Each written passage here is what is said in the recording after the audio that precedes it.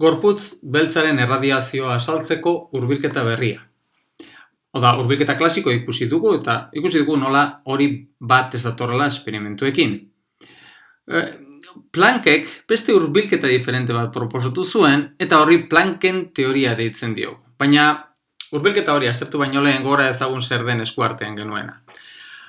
Hau da, nu eta nu gehi diferentzial nu maiztasun tarte honetan gorputz beltza batek, azalera unitateko, igortzen duen potentzia gorputz beltzaren erradiantziaren funtzioan jar dezakegu. Da, erradiantzia bider daukagun maiztasun tartea, kasu honetan diferentzial nu. Eta erradiantzia hori, temperatura eta maiztasunen funtzioan daukagu. Erradiantzia bera hori jar dezakegu baita gorputz beltzaren barruan dagoen volumen unitateko energia dentsitatea.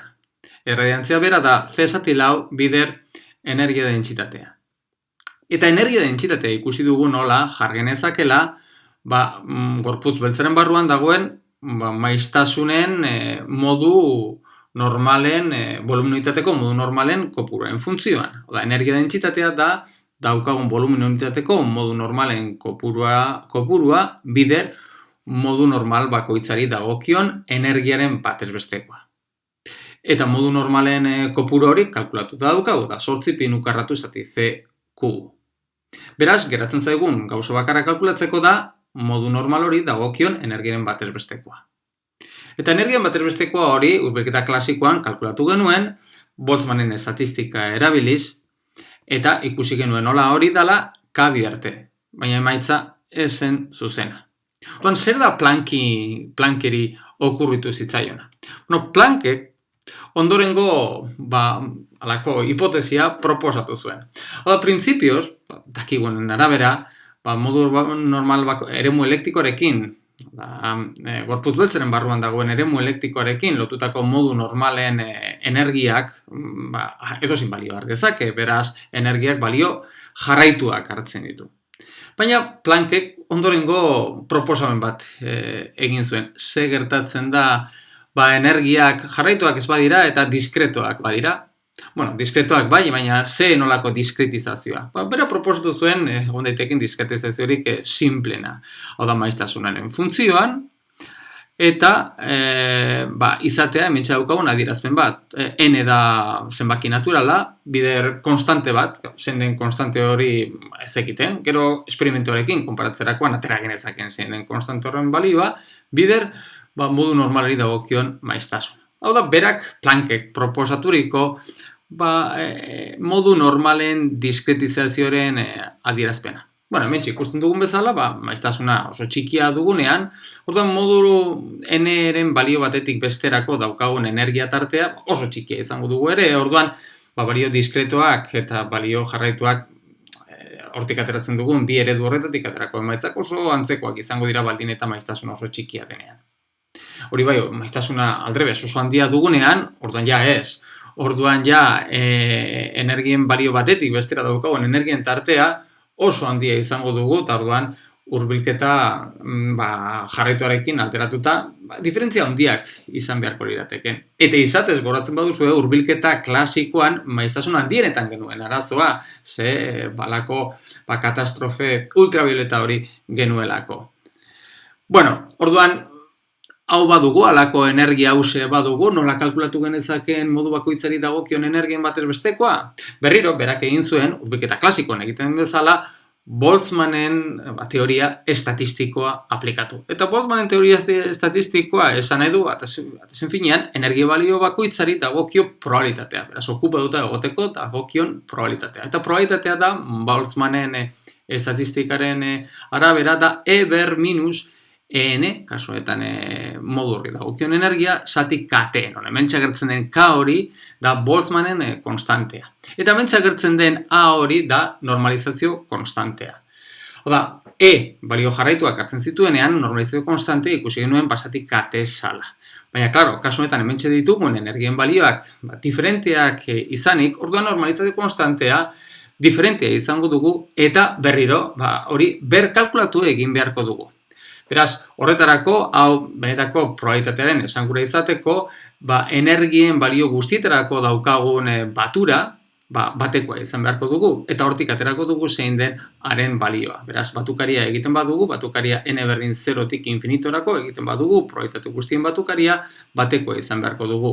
Beraz, honen batukaria egiten badugu, hori aztertzeko, konturatu behar gara, hementxe daukagun serie hori, serie geometrika dugula, eta biderkagaia dala hementxe agertzen den eber minus h nu zati kate. Beraz, honen batukaria izango dugu bat, lehenengo serie honetan daukagun lehenengo ekarpena batekoa dugulako, zati batken biderkagaia. Eber minus h nu zati kate.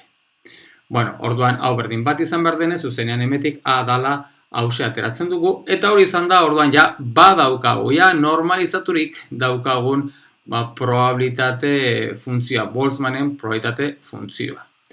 Eta hau izan da, orduan hau da behar duguna, hementxe daukagun energiaren batez besteko hori kalkulatu alizateko. Era orduan egingo duguna izango da, batez besteko hori kalkulatuko dugu. Beraz, beharko duguna da, hementxe daukagun Boltzmannen probabilitatea. Eta, hasiko gara. Orduan, beharko dugun energiaren batez bestekoa izango dugu, batukaria, n berdin 0-tik, infinitora, energiak hartzen dituen balioak dira NH nu, bider, energi balioi dagokion probabilitatea da eber minus NH nu zatikate bider, behaz hementxe daukagun adierazpen guzti hauze.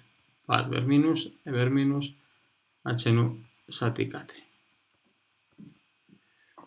Osondo, hau da daukaguna. Orain, egin behar dugu, hementxe daukagun batukaria, printzipioz ez du ematen horren erraza denik, baina hau pixka bat simplifikatzeko, egingo duguna izango da, hementxe agertzen den, askotan agertzen h nu zatikate horri x deituko dugu. Bueno, hori egiten badugu, orduan geratzen zaiguna adierazpena da, hau da kate bider x, eta batukari honetatik atera dezakegu, eta daukagu kate x, baita hause atera dezakegu batukari honetatik eren independente dalako eber minus x, eta gero hementxe dugu batukaria n 0-tik infinitora n eber minus n x. Bueno, orduan jarraituko dugu, hementxe daukagun hau da egin behar duguna, eta hau egiteko, batukari hause egiteko, Feynmanen trukaren antzeko bat erabiliko dugu. Izatez, hementxe duguna, da berdin, minus x egiko derivatua hementxe daukagun beste honen, batukari honen, n berdin 0-ren infinitoraino, eber minus nxen batukari honen x egiko derivatua dugu, bai? Ze x egiko derivatua egiterakoan minus n bat agertzen da eta minus nekin n bat geratzen zaigu. Orduan, bakarrik egin behar dugu batukari honen adierazpena eta x egiko derivatua egin behar dugu. Baina batukari honen adierazpena badakigu ze ateratzen den berriro serie geometriko bat dugu, beraz bat zati batken eber minus x dugu. Beraz, horren x egiko derivatua da egin behar duguna. Eta hori egiten bat dugu, ateratzen zaiguna da eber minus x zati batken eber minus x guzti hause berbi.